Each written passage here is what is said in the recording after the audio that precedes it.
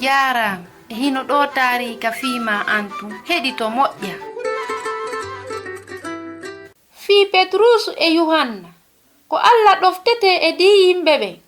Oye ɓe yimɓe weltaaki fii ko feƴƴi ko. Geeje maɓɓe ɗen no niɓɓiti, tiiɗe ɗen no ñirɓini, e gite no heewi haasidaako.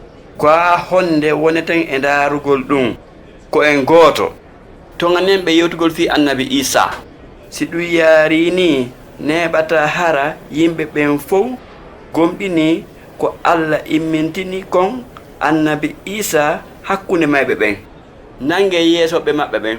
Ino wawi wasi farisiyaaɓe ɓen no huwirde wasi ko gonɗinɓe.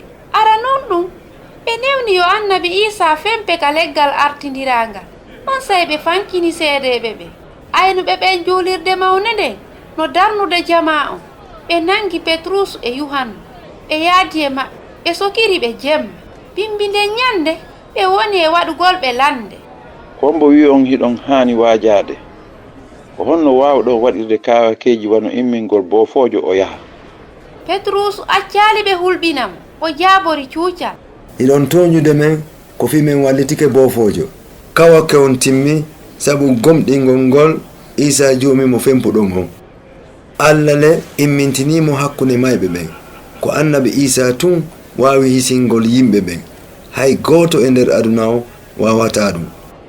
Ñaawoɓe ɓen ngalɗi sabu cuucal Petrus ngal. Ɓe yewtidi e ɓeya fii andugol ko honɗum ɓe haani waɗude. Ko honɗum haanuɗe waɗde fii ɓe e waawata yeddude fii ko boofoojo on waawi ko yahude. Gooto yeddata ɗum. Kono eɗen haani haɗude yimɓe ɓen heɗagol ɓe. Men toŋanaɓe yewtugol fii annabi Isa. Petrus e Yohanna adda kadi yeeso. Onon ɓe yimɓe o newnanaaka waajagol fii annabi Isa. Ara on faami meɗen habbi yo on ɗofto nde yamiroore. Si wonaa ɗum. Kono kanko Petrus o jaabii ɗum ɗo.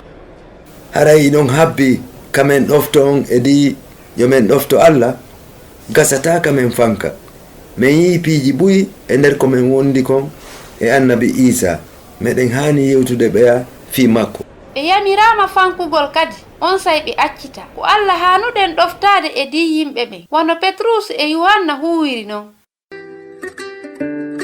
Ko Husaynatu wonno e yewtude mi weltanike ma fii ko heɗitiɗa kon hiɗen e saayi.